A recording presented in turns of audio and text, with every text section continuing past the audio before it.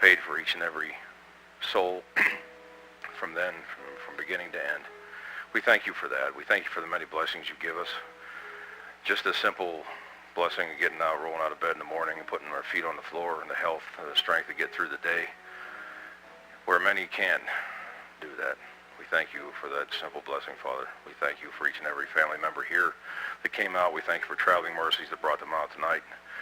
Pray that the lesson you've given that laid upon my heart, I pray that his hearts will be receptive and may need your word and may need your truth tonight. Pray that you use me as a vessel for that truth and only your truth. And we thank you again for each and every family member here. In Jesus' name we pray. Amen.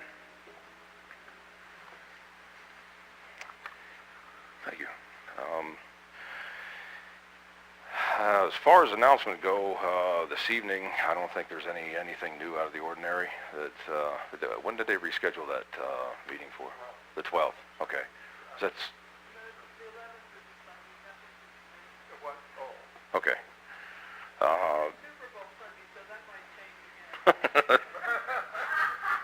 I forgot. Yeah, we are in America still.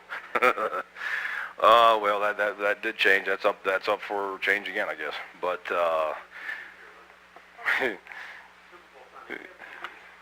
yeah, I don't think it go over too well. No, I mean, just as far as the announcements go, men's Bible study still meets on Thursday at 6:30 p.m. in Reynoldsville. See Jim Morrison for more information if your question.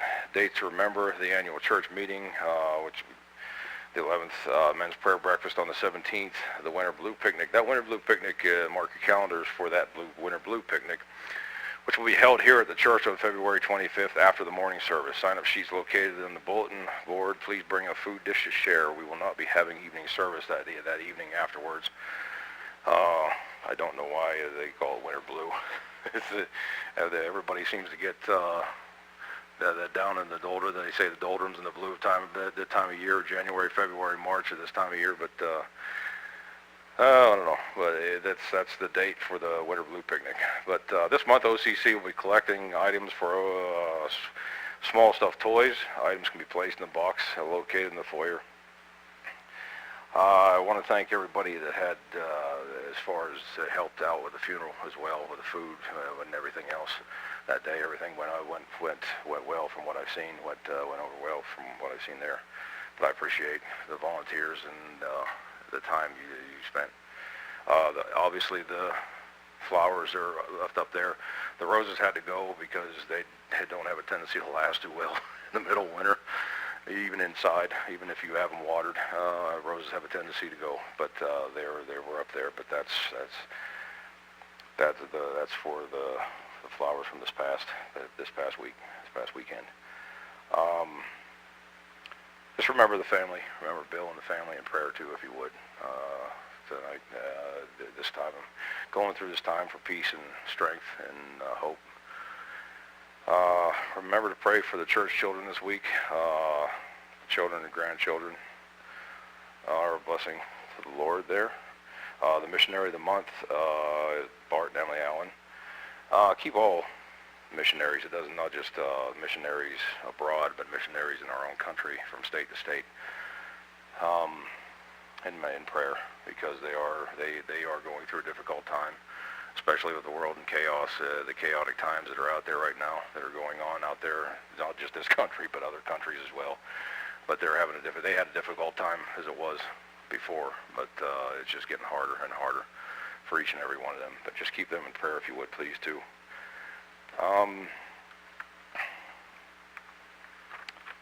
Other than that, I don't know, is there anything else I had missed that needs to be brought up? Is there anything else that needs to be brought up that I missed? I don't. Okay. Well, we'll move on to the study. Obviously, like you said, the pastor's not here, but I have the study tonight, and then Eric's going to be preaching. Keep him in prayer too for Sunday morning, and I'm doing Sunday night, Sunday evening as well too. But keep us in prayer if you would, because, well, each and every day, because it's a struggle when you, especially with these lessons that we go through, and things that are brought up and hashed over in our own lives and brought up maybe past in our own lives, or we have other people that we know that care for going through the same things. But we're going to start off tonight. We're going to start in James chapter 1, if you could, if you turn there, and we'll have a word of prayer before we start. But we're going to be running through James chapter 1, verses 19 through the end of the chapter. And as I said, he's firing all cylinders. James is firing on all cylinders when it comes down to the study. And it hit home just as much as it hit home for a lot of other people that I know, and other folks I know. But if you join me in prayer, if you would. Dear Heavenly Father, as we come before you this evening again, we thank you again for each and every family member, brother and sister that came here, the safety, the traveling mercies. And we do, again, thank you for the blood that your Son shed on that cross for each and every one of us, each and every soul. I pray that you'd help each one of us here and everyone out of the extended family outside the doors to be better witnesses, become better witnesses, stronger. Give us wisdom and direction each and every day, no matter where we're at, home, school, work, here. The world needs to hear about you. They're in desperate need of the actual truth that comes from your word and nowhere else. I pray that you would help us to be beacons of light, to shine that truth in this world of darkness and chaos at this time. But I thank you again for this lesson that you've laid upon my heart. I pray that folks are blessed, hearts are blessed this evening as well. In Jesus' name I pray. Amen. As I said, we're going to go through, run through James chapter 1, 19 through the end of the chapter. But before we get started, I'm going to give a little bit of a brief overview of James, just in case we're not familiar with the book and what it covers, what James covers. It says, well, I have written down, it's James is the kind of book you should probably read standing up. Why, you may ask? It says, well, for one, it contains a ringing call for action, a plea for Christianity, and a faith that demonstrates itself not in mere words, but in lifestyle and action itself. James is one of the most practical books of the Bible, teaching that faith without corresponding action is dead. It's our God speaking to us in simple terms, simple statements, or I should say lessons, that you would hear in today's language. Don't tell me about your accomplishments, show me. Or, the more you walk the walk, the less you're going to have to talk. Simple statements such as these, that are such a foreign language to people around the world, just like the words common sense or logic are today's time and day and age and culture, I guess. But in 5 short chapters, James addresses temptation, hypocrisy, controlling the tongue, recognizing godly wisdom, conflict, humility, priorities, patience, and faith. Now, obviously, we're not going to be able to cover all that in one night. That would be awesome, but most impractical here. But I just wanted to whet your appetites just enough to give you a hunger to research and do a study maybe on the book of James, the 5 chapters yourself. It's sort of like, I guess, curiosity. They say curiosity killed the cat. But I don't know what brought him back. I can't remember what the rest of that statement is. So, yeah. But I love history in itself. But curiosity is all. I would love to have. I mean, for just alone from from the time Christ was born to the time he died, just the volumes alone that would cover. I mean, obviously, we have the Bible itself, and we'd have multiple volumes if we we covered Moses' life, Adam's life, David's life, Christ's life. It would be good read, like the curiosity, my curiosity probably would be satisfied maybe after that, I don't know, but there'd be a lot more questions, I guess. But it comes down to the fact of when you read a book, or how many you realize when you read a book, it doesn't matter if it's for fun or knowledge or understanding or education. Same thing happens when you watch a movie. Excuse me. I mean, you could watch it, you can read it time and time again, just a chapter after chapter, cover to cover, and you will always find something new. That's why you gotta love that. That's the beauty about that's what the beauty about the Bible itself, and the history and the knowledge and everything else that comes behind it. I mean, Zach and Jason and Brady, you know them guys. They talk about all these people. They read the Bible cover to cover 10, 12, 15 times. I was like, well, tell them to read about that 16th time, then come back to talk to you after that. See what new they found out. See what new they discovered. Something new that they discovered. Guaranteed, they're going to come back with. Doesn't matter if it's one chapter or if it's the whole Bible itself from cover to cover. You're going to come back with something new.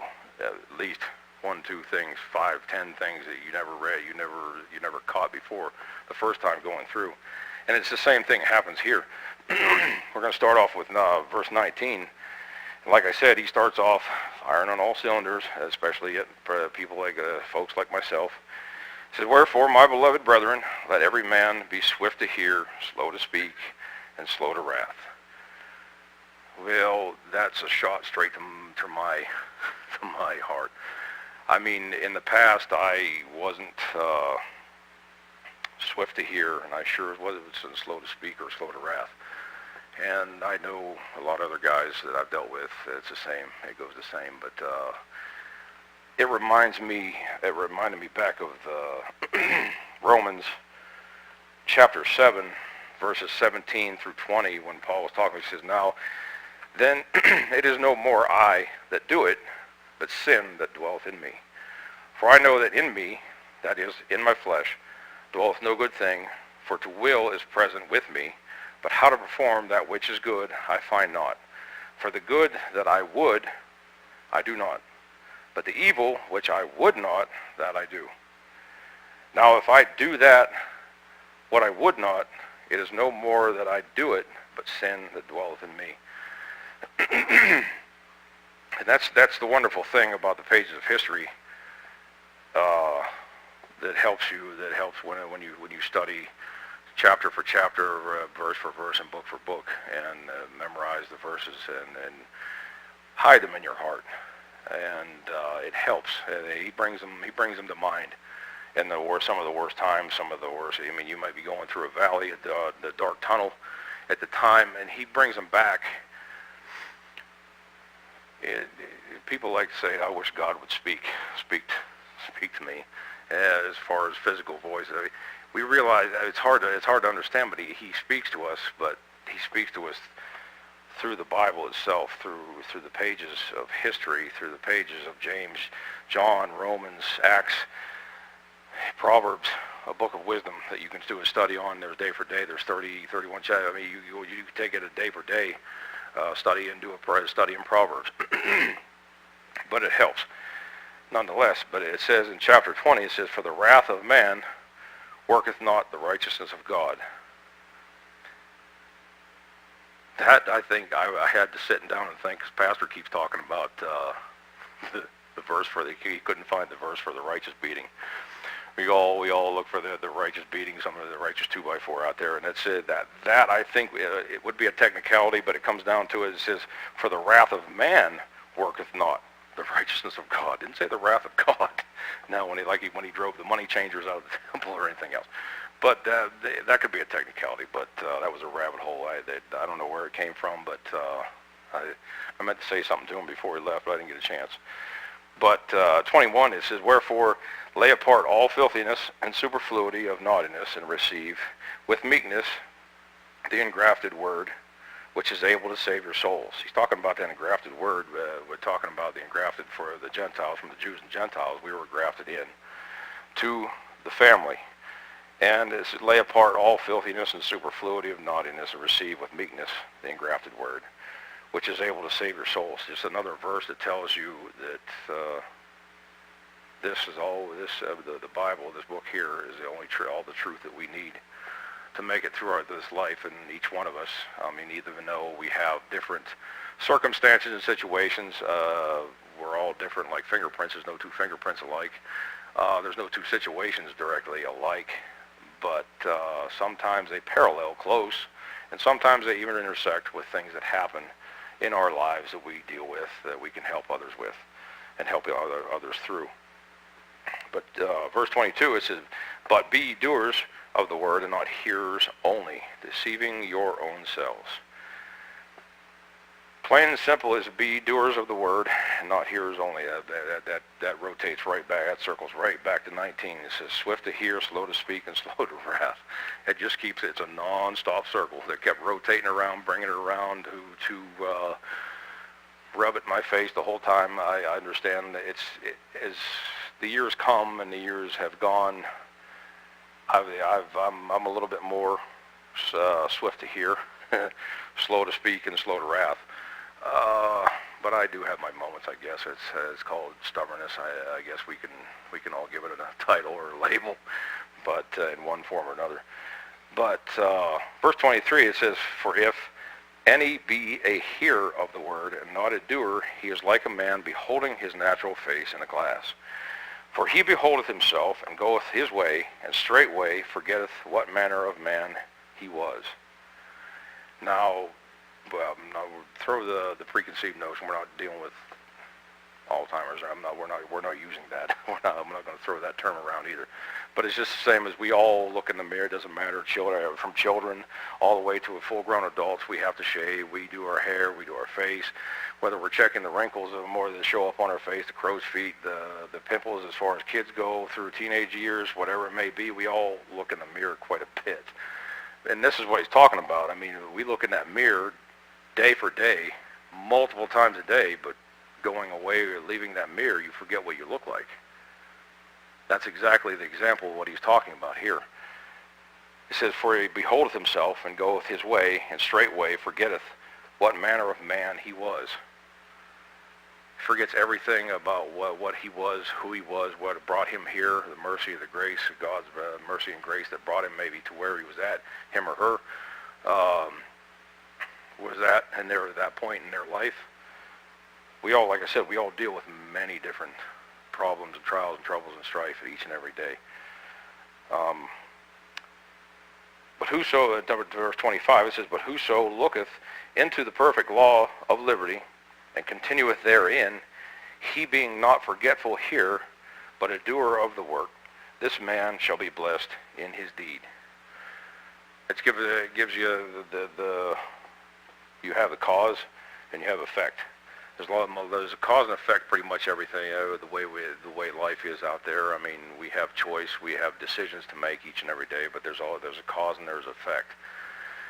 And we all deal with that in one form or another because of decisions we make, whether good or bad, each and every day. That's why I tell the guys, they get a little aggravated because people have a tendency to the preconceived notions when they talk about guys, whether it be drug addicts, whether it be alcoholics, or whether it be whoever it may be. We're talking about mental problems as well.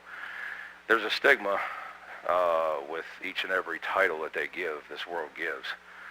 And I tell everybody, no matter where I'm at, the people, you can't judge people just by looking at them and taking it off the cuff, because for by grace there go I. I mean, that's a simple phrase that's been passed down from age to age. I think you most have heard, and it's only by God's grace and decision, because we're only one decision away, one bad decision away from sitting where they did, or standing where I've been in the past. But, like I said, it comes down to choice. And he tells you this cause, like I said, there's cause and there's effect. But in verse 26, "If any man among you seem to be religious, and bridleth not his tongue, but deceiveth his own heart, this man religion is in vain." That's another one for the books. I mean, if you want to call the nail in the coffin, whatever it may be, whatever phrase you want to term.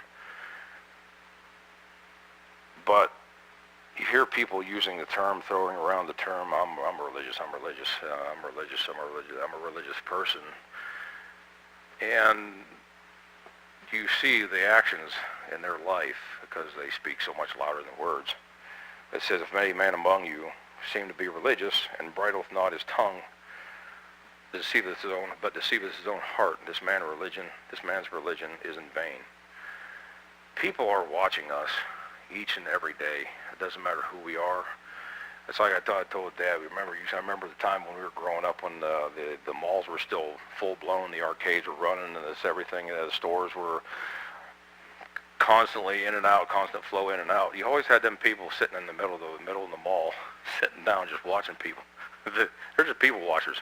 That's what they do. They're watching the characteristics of humanity. Somebody's pointing fingers.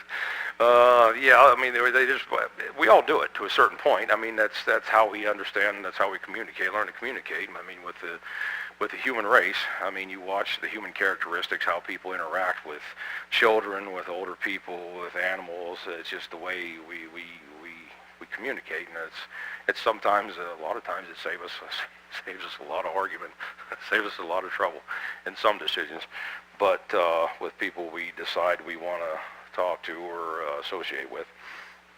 But the last verse here, I like the way it says, pure religion and undefiled before God and the Father is this, to visit the fatherless and widows in their affliction and to keep himself unspotted from the world. We're supposed to be in the world, but not of it. I mean, that's the biggest, that's a big statement that has to be brought out here.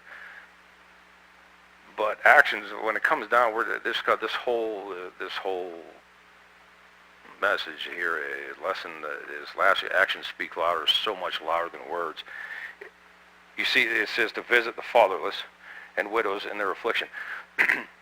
When you make a conscious decision to visit someone, you aren't communicating with them first. You just make the decision in the mind to visit, whether they need help. I mean, whether you know they need help or they haven't seen nobody for a while or anything else. That's a conscious decision. That is action. That's us putting action to our choice, with a choice that we made to visit to begin with. But we got to watch, because sometimes, so many times I've made that conscious decision whether or not to visit somebody, and then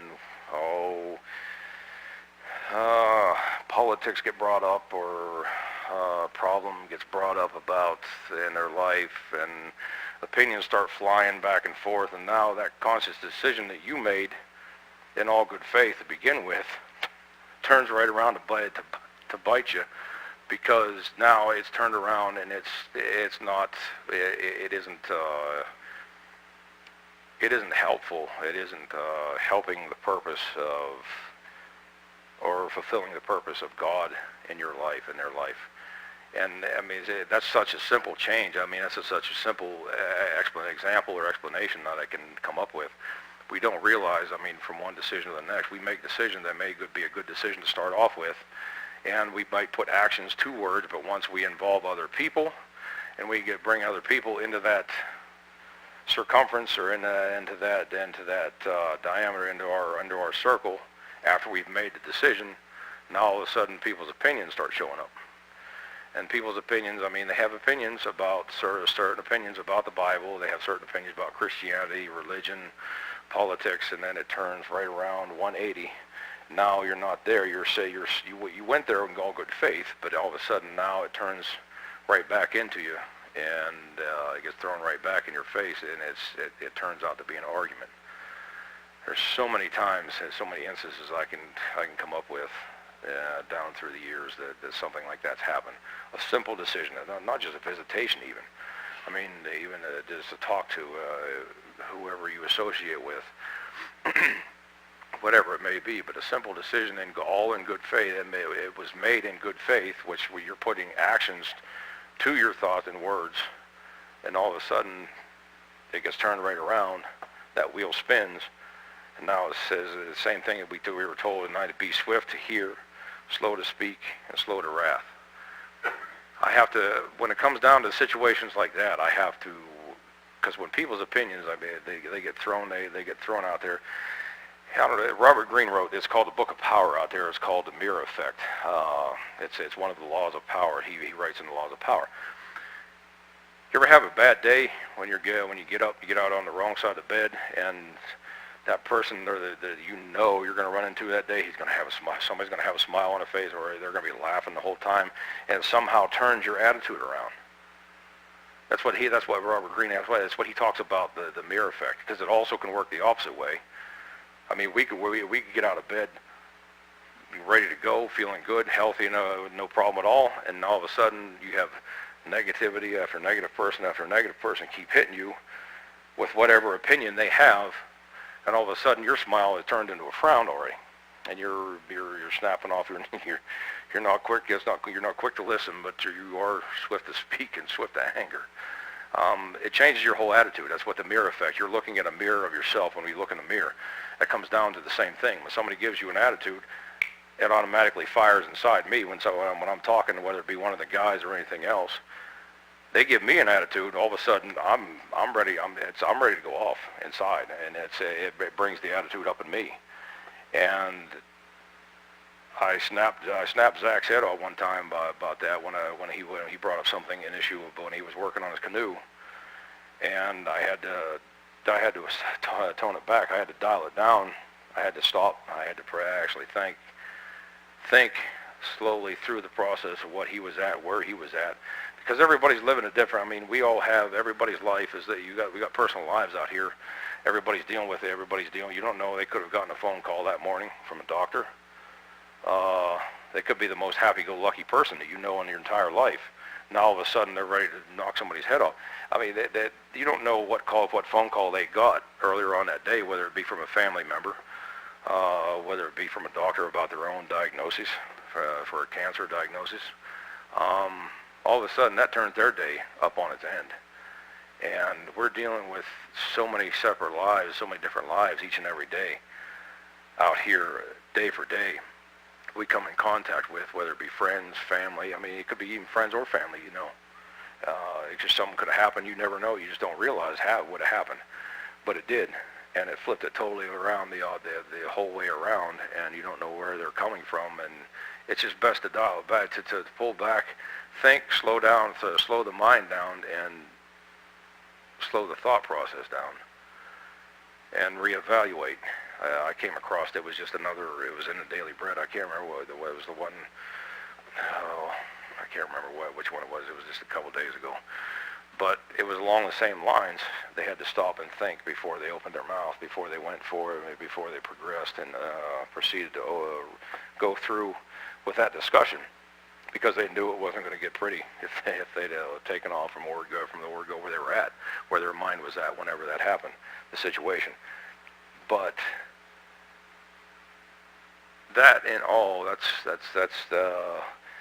was the lesson that I was brought, that came to the forefront this week on James, and I pray that it was a blessing to someone's heart here. It surely was to mine, because it's a never-ending lesson for me that I have to take into effect each and every day of my life. It's like practicing. I mean, it doesn't matter if you practice to play baseball, football, to be a lawyer, doctor, whoever. There's practice. You have to work at it. You have to practice at it. This Christian life, you have to work and practice at it each and every day. I mean, we're never going to arrive. Just like Pastor said, the only day we arrive is whenever we see Christ. Whenever we finish that race and see Christ, and that's the only the true finish that we have. But it's also the true hope that we have. And it's the truth that a lot of folks out there need, I think, because they're dealing with the same situations we all deal with, I think, along the same lines. Some of the same situations, whether it be swift to hear, slow to speak, slow to wrath. It does no good. Anger does no good, because it said, "For the wrath of man worketh not the righteousness of God." There's no benefit to it. I mean, we can get angry all we want to, but we can't change the outcome of what happened. and we're not going to change it. We're just going to make it worse, and that's what usually happens when something like that happens, especially in my life, I guess. Yeah, I would say. I would use my life as an example. The outcome was never good, never any good, and it never got no one anywhere, and nothing got accomplished. A lot of things hurt feelings or other situation. But anyhow, that's the lesson that I had for you folks tonight. If you join me in prayer, I'd appreciate it. Dear Heavenly Father, as we come before you again this evening, I thank you for another day. I thank you for the blessings the simple blessings that you've given. I thank you for the health, the strength, the life, the wisdom and direction you give each and every one of us, each and every day of our lives, in every situation. I thank you for the wisdom that you've given myself to stop and think, to slow down, to listen, slow to speak and slow to anger. That's a big lesson for a lot of folks to overcome, big hurdle, big stumbling block, whatever you want to call it, whatever label you want to give that. But I pray no matter what, each and every one of us can overcome with practice each and every day from the truth from your word, as well as the folks that outside these walls that are unsaved, that don't know you, that are questioning why they get angry, why they fly off at the mouth, why they don't listen. What truth is there that they're looking for in this world that they don't know, understand, they don't realize what they're looking for. But it's your truth, the truth from your word, the truth that speaks from your word, loudly and clearly each and every time I open this, each and every time I open these pages. I thank you for that, and I thank you for the folks that showed up. I thank you for their lives. I pray you continue to give strength, wisdom, and guidance, and health, and strength and direction to them each and